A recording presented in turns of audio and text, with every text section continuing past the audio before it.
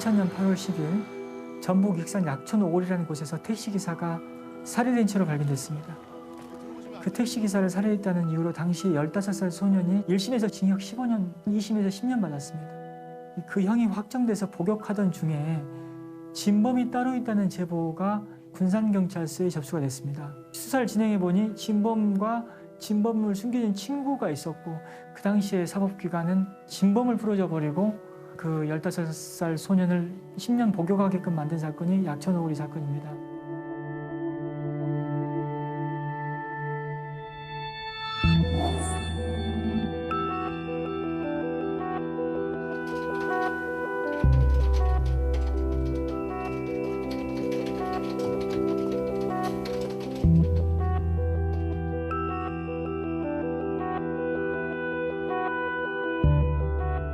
근데 여기가 약간 상징적인 곳인가요? 뭐 저 시계탑이? 시간도 법도 공통점이 있죠. 아, 시간도 법도 지켜야죠. 아, 예. 좋습니다. 아, 그런 의미로 우리가 이렇게 좀 앵글을 잡지 않았나. 네, 이런 시간도 생각을. 법도 지키자. 아, 시간 빠르네요. 저희 방송이 7월 17일 정도에 나가는 거죠? 15일. 15일 나가고 이제 이틀 뒤가 재헌절이죠. 네. 네. 그 왜요? 전절에 뭐? 아, 재헌절이 저희 부모님 결혼기념일이에요. 7월 17일. 7월 17일이. 네. 아, 7월 17일 우리 조셉 부모님의 네, 결혼기념일. 결혼기념일. 아, 오셨어요. 아, 저 오셨네. 아, 변호사님이시구나. 아, 야, 우리 그 안녕하세요. 박준영 변호사님, 아이고 안녕하십니까? 반갑습니다. 예. 아유. TV에서만 뵙다가. 아유, 반갑습니다. 맨날 그 미디어를 통해서만 네, 반갑습니다. 뵀다가 네. 그죠? 여기 앉으시죠. 네, 반갑습니다. 예, 예.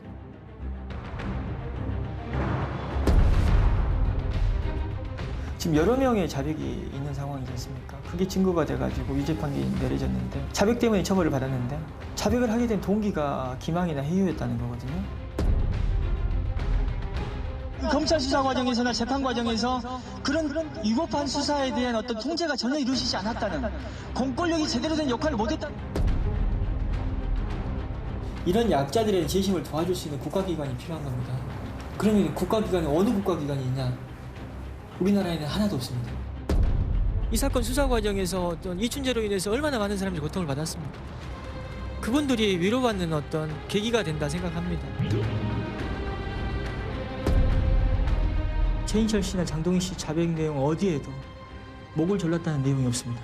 이것도 사실상 그 조서를 허위로 작성한 겁니다. 조작이라고 볼 수밖에 없는 거고요. 화성 연쇄살인 8차 사건의 재심 변호사시죠? 우리 박준영 변호사님이십니다. 아, 반갑습니다. 예. 반갑습니다. 반갑습니다. 사실 억울하게 범죄자로 몰린 이들의 무죄를 입증해내는 재심 전문 변호사로 또 굉장히 유명하시고 원래는 이제 국선 변호사를 하셨군요. 뭐 제가 국선 변호사를 하고 싶어서 했던 건 아니고요. 예. 사선 변호가 없었어요. 그래가지고 어쩔 수 없이 이제 생계를 위해서 국선 변호를 했었습니다. 특히 좀 뭐 굉장히 좀 유명한 이제 약촌 오골이 살인 사건의 모티브가 된 영화 재심. 정우라는 역할의 실제 주인공이 이제 우리 그 변호사님이시죠. 예, 그래서 좀 많이 피곤했습니다. 왜요? 왜냐하면 저는 참 섭외를 잘했다고 생각했는데 네. 많은 분들이 그 영화에 집중을 도저히 할 수 없었다. 배우 정우 얼굴 나올 때마다 제 얼굴이 겹쳤나 봐요. 그래서 집중이 안 되는 상황이 벌어졌다. 그런 얘기가 있습니다. 부디 이 재판의 결과가 그 소년에게 새로운 인생을 주는 이게 이제 현재 그 부산 엄궁동 살인 사건과 예. 화성 연쇄살인 8차 사건 재심을 진행 중이네요. 엄궁동 사건이 뭔지를 좀 설명을 해주실 네. 수 있을까요? 예. 지금으로부터 30년 전. 30년 전이에요. 예. 그 1990년 1월 4일 부산 낙동강변에서 한 여성의 시신이 발견됐습니다. 네.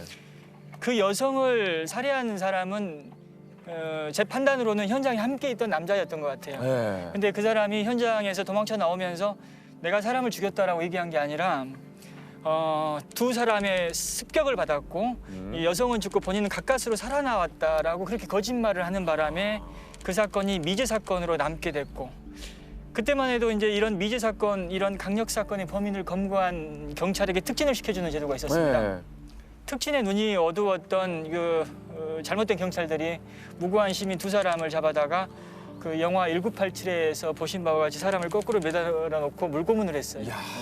그 물고문을 견디다 못해 이제 두 분이 자백을 했고 남의 물건 훔쳤다는 자백 아니잖아요. 사람을 죽였다는 자백이지 않습니까? 그래서 사람들은 어떻게 자기가 하지도 않은 일을 자백한다. 그것도 믿기 어렵고 사람을 죽였다는 자백까지 할 수 있냐라고.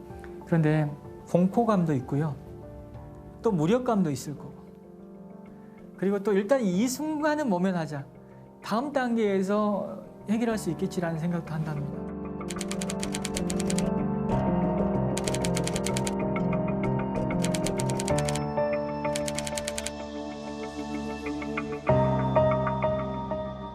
그 자백 때문에 무기징역 받았습니다. 근데 그러니까 이제 억울한 누명을 쓴 거네요. 네, 억울한 누명을 쓰고 네. 무기징역 받고 복역하던 중에 이제 모범수로 감형이 이루어져서 21년 5개월 이상 복역하고 두 분이 출소하셨고요.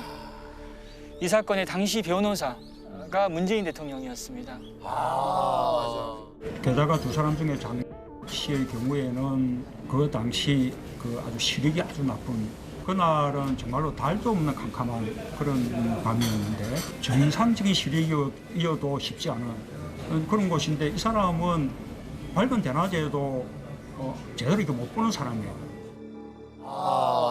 2심과 3심 변호를 했고요. 대통령께서 35년 변호사하면서 가장 한이 많이 남는 사건이라고 사석에서도 말씀하셨고. 이게 그 기억해 보니까 이 사건이 네. 박지성 교수님이 나오셔가지고 얘기했던 2,000장 분량의 그 사건 기록들을 살펴봤다고. 두 분 중에 한 분의 어머니께서 남기신 유품이에요. 나중에라도 누명을 벗을 수 있도록 이거를 남기셨던, 이게 2,000페이지.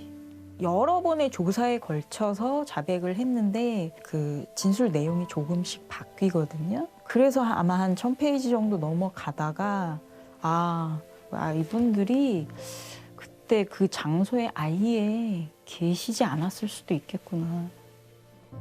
아니 근데 같이 오신 분이 그때. 예, 당사자분입니다. 아 진짜로요? 아, 그 억울한. 아이고 너무. 예, 당사자분입니다. 아 진짜로요? 아, 그 억울한. 아이고 너무너무. 예, 아니요. 안녕하세요. 근데 인상이 너무 좋으셔가지고. 저는 아유 너무 고생하셨고.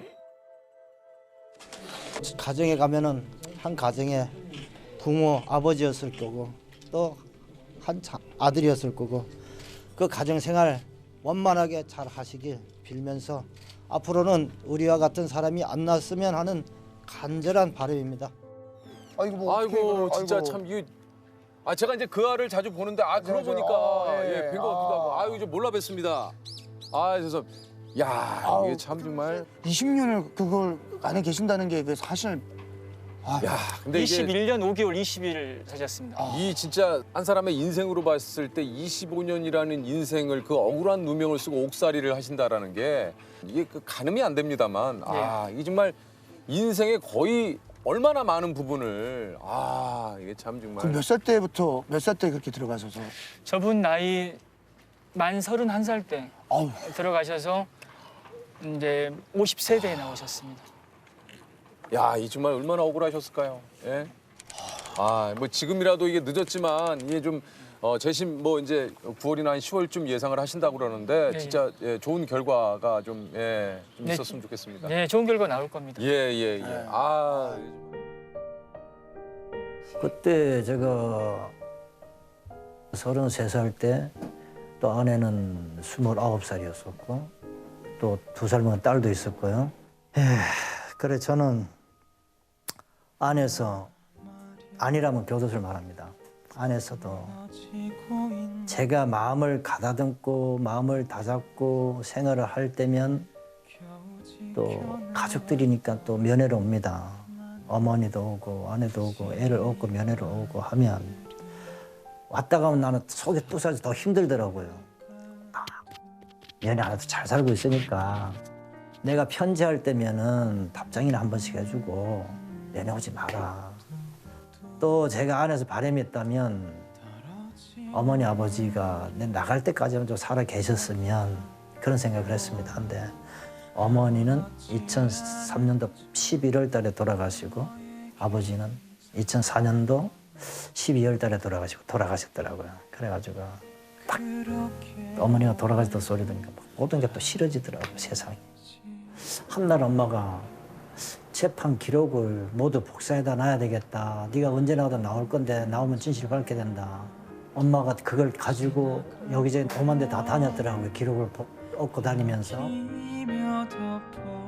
지금도 그 기록을 집에 갖다 놓고 있는데 재판할 때마다 내가 한 번씩 가져와요. 가지고 법정에 같이 가요.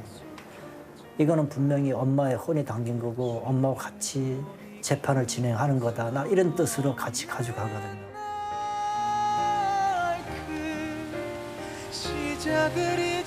진실이 밝혀지고 재판이 끝나면은 제일 먼저 가야지 어머니 아버지한테요.